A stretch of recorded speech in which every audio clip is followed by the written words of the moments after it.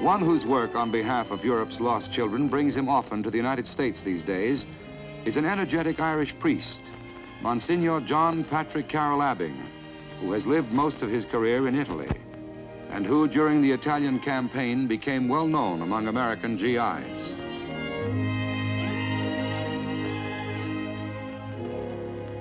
I have a message for you from Carlo. Carlo? Oh, Carlo, the little shoeshine boy in Naples. Yes. He's with us in a little village near Rome. We run for homeless boys like him. We call it the Boys' Republic. And here is Carlo's picture. He wanted you to see it. He's rather proud of it. That's the little street ride I was telling you about, the one our company adopted. Monsignor Carroll Abbing opened up in Rome a cellar refuge for homeless boys, which he called Shoeshine Hotel, and which was supported almost entirely by GI contributions.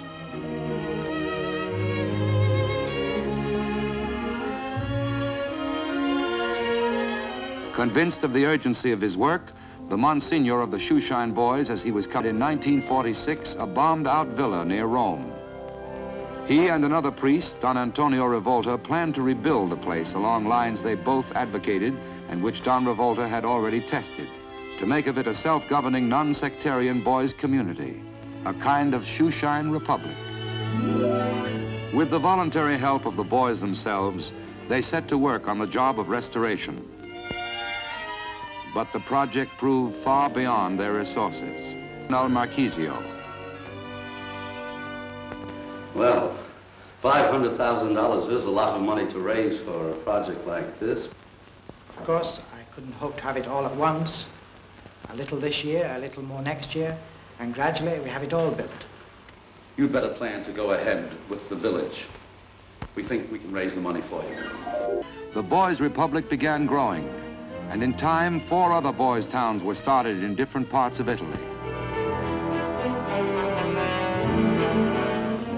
Altogether, they house today some 2,000 boys, and they have given help to nearly 20,000 others.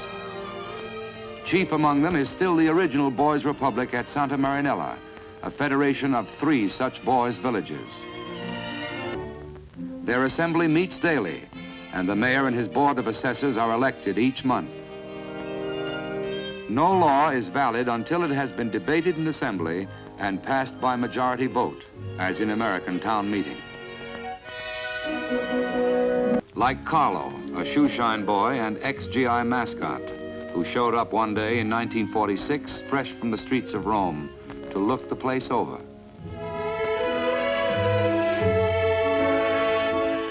In his short, hard-bitten existence, Carlo had learned never to trust anyone. But at Santa Marinella, he met the first friendly adults he had encountered since the GIs left Italy.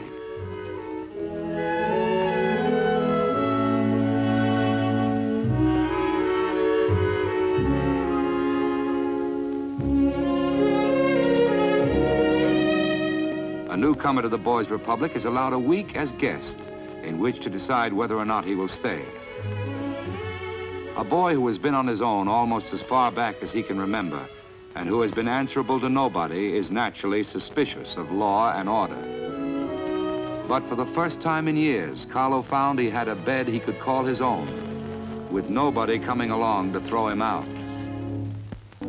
The fact that all citizens of the Boys' Republic are expected to go to school is unwelcome to most new arrivals. Though they may secretly envy those who can read and write, they often take the attitude that school is kid stuff for persons of their worldly experience.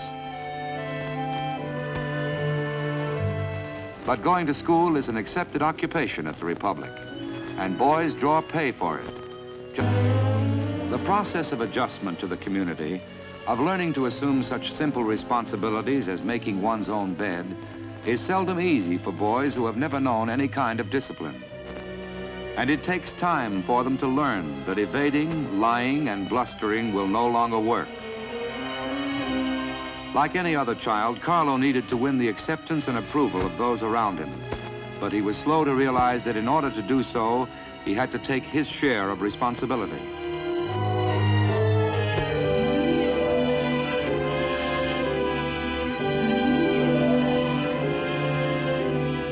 The staff psychologist at Santa Marinella gives all newcomers a personality appraisal and a series of aptitude tests. On the results of these, and with due respect for his own inclination, each boy is assigned to some job in the community.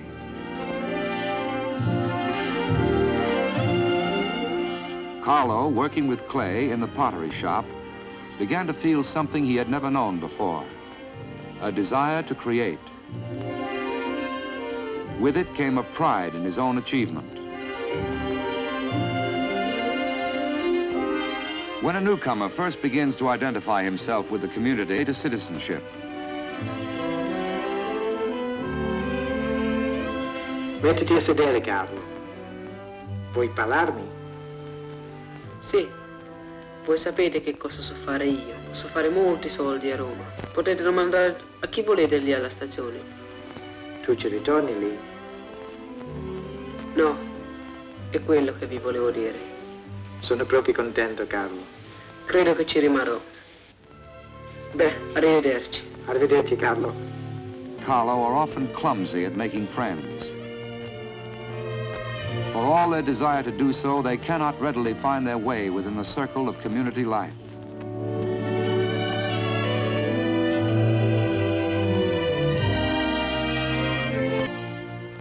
The primary contribution of a community like the Boys' Republic is to give to those who have always felt themselves outcasts a sense of belonging at last to some group, a substitute for the lost family.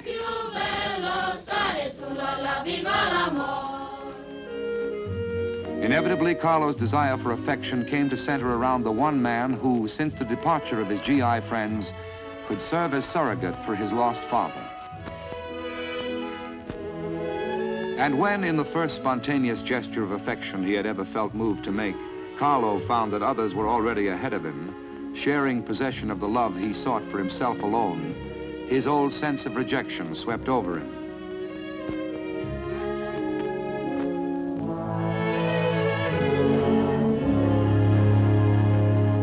Though still emotionally adrift, Carlo found some compensation in his work, for he had become one of the most skillful potters in the shop.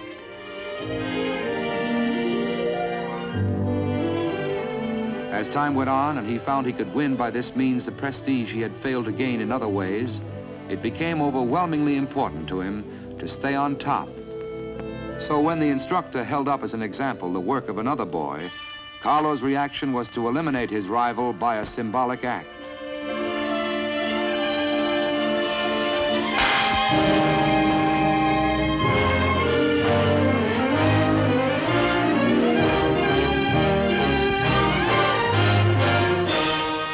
For the community, the Boys' Republic has its legal code and a duly elected court ready to administer it. The lesson that a member of any community is bound to accept its restrictions and penalties as well as its benefits is not an easy one for boys whose childhood has been warped as Carlo's was.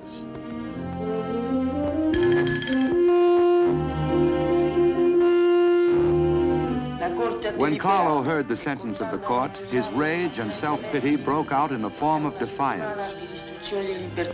E che mi importa? Io non accetto mica.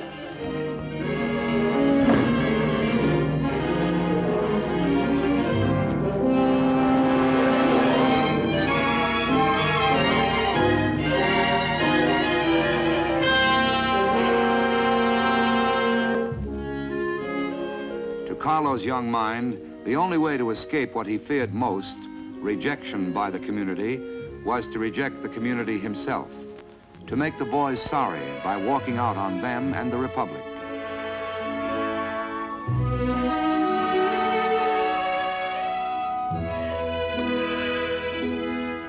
That he was leaving behind the only home he knew, the only people he had ever wanted as friends, Carlo was at first too resentful to admit.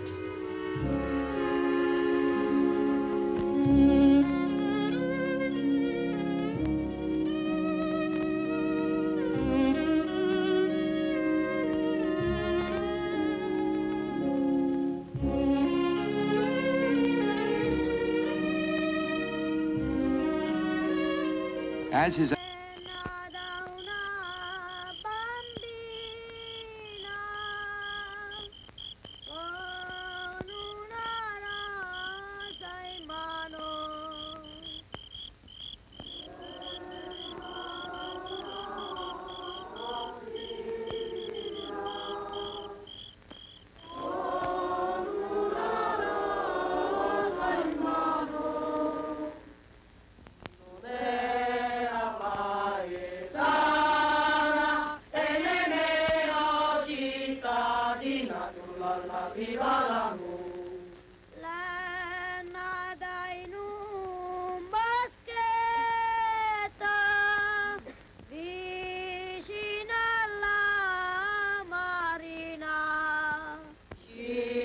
alla marina, dove è più bello stare sulla viva laguna.